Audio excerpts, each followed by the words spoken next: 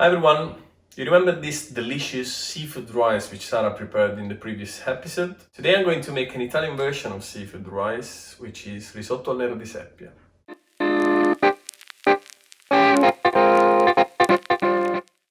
It's a squid ink risotto, creamy, earthy, sweet. And with its distinctive pitch black color and the freshness of the sea, It will take you straight away to the beach with your first bite. so now let's see how is it done. We can't make risotto without having a good stock. So fill up the largest pot you have with water, add some chopped veggies, kombu seaweed and thyme, parsley and bay leaves, and then leave it to simmer for 30 minutes. Moving to the squid, as I'm making squid ink risotto, I had to go to the market and buy the biggest squid I could put my hands on, just to get a bigger ink sac out of it. But if I be honest with you, smaller ones are tastier and more tender.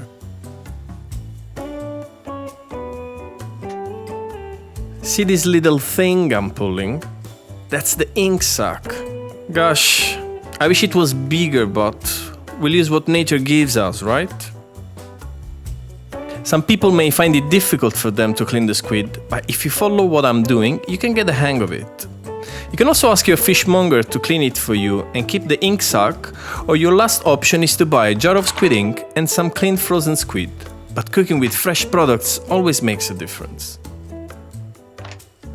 Just to let you know that squid, calamari and cuttlefish are closely related, from the same family.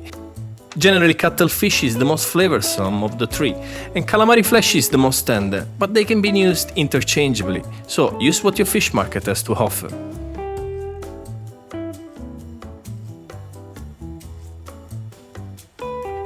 After skinning and cleaning the squid, rinse it off with cold water to remove any sand or dirt. Then, clean your cutting board, and we are basically ready to go. As I'm done with the messy part, I'm going to cut and prepare the squid for the risotto. Starting from the fins, this part will definitely go in the risotto.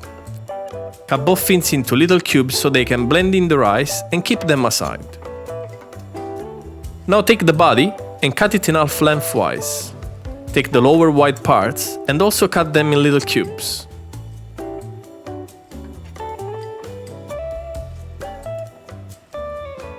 Then take the upper narrow parts and start scoring the inner side of the flesh diagonally. Do this by positioning the knife on about 45 degrees using the sharp tip of the knife as I did, making sure you do shallow cuts, not all the way through. This technique will help break down the fibers of the squid, making the meat more tender and beautiful to garnish the risotto with. Last but not least, squeeze as much ink as you can from the sac, adding some water to it and leave it aside. The stock is now ready. Filter it and leave it on constant low heat for the risotto.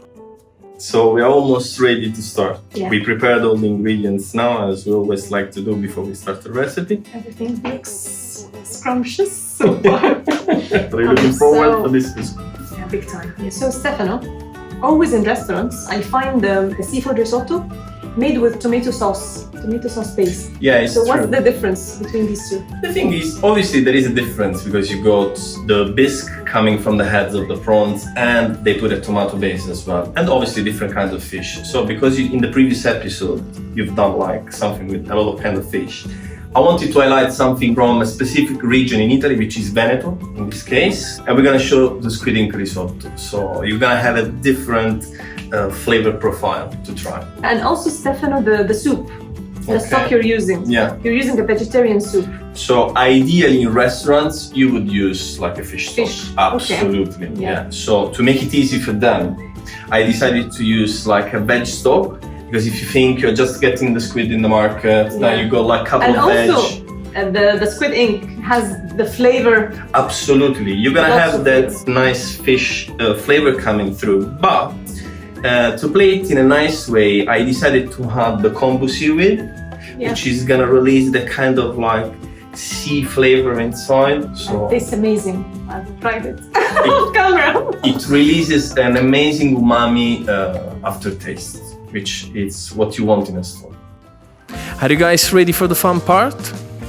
Let's start by tossing the finely chopped shallots in some generous amount of olive oil, adding a smashed clove of garlic and some fresh thyme. Stir, and when it's soft, add the squid cubes and cook for a few minutes until they are lightly colored.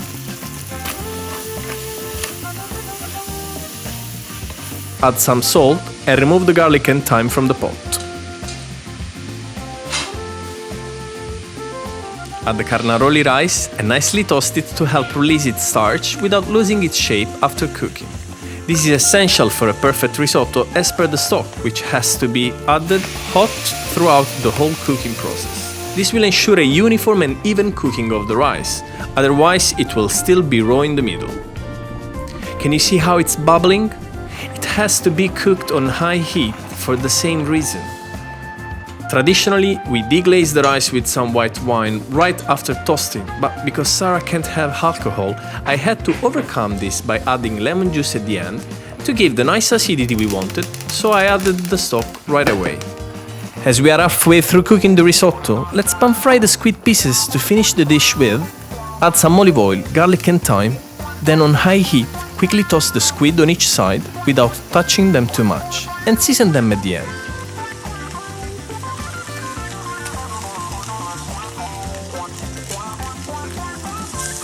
When the rice absorbs most of the stock, add some more and stir, adding less stock towards the end when needed. Try not to add all the salt at once in the very beginning and add a bit at a time. As the rice cooks and absorbs more liquid, this may affect the final taste of the risotto, ending up too salty. But always remember that we have risotto on the hob and it's about to be ready. Add the final amount of stock, give it a good stir, then leave it aside to rest for 1 minute. Risotto takes about 17 minutes to cook, depending on the type of rice you're using. Do you see the lovely pattern on the squid and how they curled up nicely? This took just a couple of minutes. And for the final touches, add the squid ink at this point with a generous squeeze of lemon, season with salt and pepper, a few knobs of butter for sweetness and creaminess, omit the butter if you can't have any, and finish it off with some finely chopped parsley.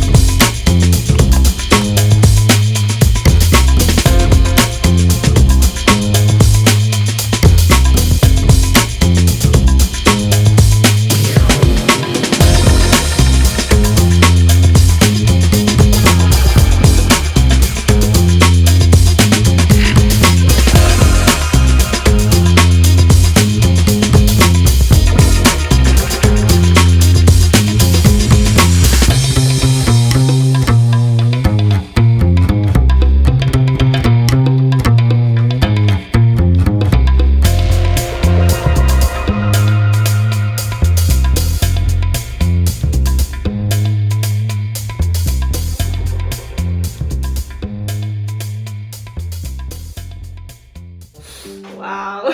Are you looking forward? Yes, big time. Want me to serve it to you or you want to Please, go serve it ahead. yourself? Quick. This looks amazing. Yeah? Amazing. Thank you so much. Yeah, you're welcome. Actually, I'll try it from here. Wow. It's incredible. Yeah? Incredible. Guys, You like the acidity of the lemon inside? everything, the balance there is amazing. And Wow. the squid going with Squid the and- rice. Yeah. It's It amazing. gets mixed, so every bite that you have, maybe a tiny piece of squid. That's the idea. You kind of get lost, and then you got like the chunky big pieces. Can I have this big one, please? Of course. In my hand. Yeah, go ahead. I wanna hug it.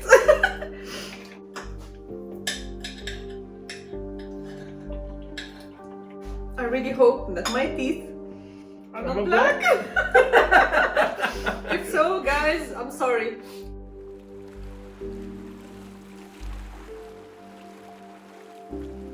The history of risotto with cuttlefish ink is actually quite mysterious. In fact, it's said that it's been originated on the Croatian shore of the Mediterranean Sea and spread everywhere. It's an ancient dish, was invented when Croatia was under the Venetian rule.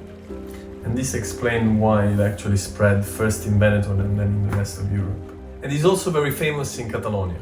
Squid ink in cooking is very well known for its unique savory umami taste, which can elevate the taste and look of any dish when it's added to. It's worth mentioning that the rice from this area is called Dialone Nano. It's a medium grain rice or semifino. It's typical from the southern province of Verona in Veneto. While rich in starch, it makes the perfect creamy risotto, allowing to maintain its shape and absorb much liquid during cooking. This iconic Venetian dish impresses the eye as much as the palate. The core of this dish is squid, with its ink sac attached. In Italy, inky squid is not hard to find, with its pearlescent flesh stained with black. It's true, you can spot it in most coastal markets across the country. From Venice to Sicily, we can also say that squid is a common sight, as locals use it to prepare traditional dishes like risotto and squid ink stew. So guys, I hope you enjoyed this recipe. It was a challenging one. I hope I executed it as you were expecting. To perfection. For me. It's really a good recipe. Give it a go. I tried to simplify it with the steps, so I hope you enjoyed it. So guys, continue to subscribe to our channel. Like and share. And please do support us on Patreon. Thank you so much for all the people that so far have contributed to our channel. Thank you so much. And please try to add your name to the list. Bye. Bye. Stay in good luck. Stay in black. Stay in black. Stay in black. I love it. Stay in black. Like and share. Sorry. Like and share is mine. You're right. So please. Sorry.